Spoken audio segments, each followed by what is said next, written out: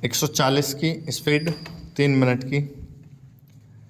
अगर इस देश का बहुमत उनको प्रारंभ करता है तब तो मेरा कहना यह है कि बड़ी कड़ाई के साथ उन पर काबू किया जाना चाहिए।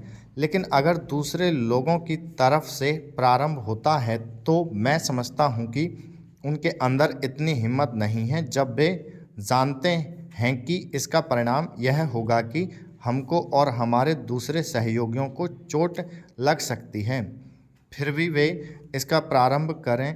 तो मुझे ऐसा लगता है कि कोई तीसरी शक्ति अवश्य है जो आज भी 5 दशकों के पश्चात हमारे सामाजिक जीवन को दुखी बनाना चाहती है।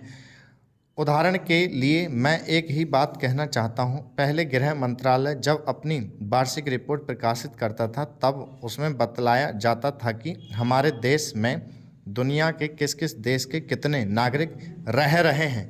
लेकिन अब शायद जानबूझकर गृह मंत्रालय ने अपनी कमी को छिपाने के लिए इन आंकड़ों को देना बंद कर दिया है।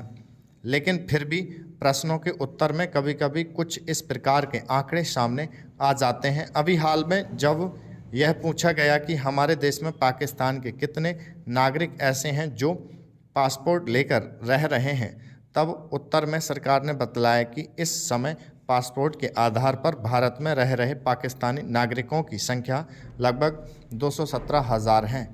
अध्यक्ष महोदय, मैं आपकी आज्ञा से अपना बिल सदन के सामने विचार के लिए रखना चाहता हूं। मैंने इस बिल में एक बात कही है कि जो विदेशी धन गलत तरीके से हमारे देश में आता है उसके ऊपर कोई कड़ी निगरानी होनी चाहिए। मैंने इस बिल में यह भी कहा है कि कोई भी पार्टी, कोई भी संस्था, कोई भी आदमी अगर विदेशों से धन लेता है तो उसकी सूचना तुरंत सरकार को दी जानी चाहिए। उस आदमी या उस संस्था के लिए यह भी अनिवार्य हो कि उस राशि का पूरी तरह से लेखा जोखा रखें और 1 वर्ष के बाद उस राशि के खर्च का पूरा लेखा जोखा सरकार के पास भेजें, ताकि सरकार को मालूम हो सके कि कितना धन विदेशों से आया तथा वह किस प्रकार खर्च हुआ।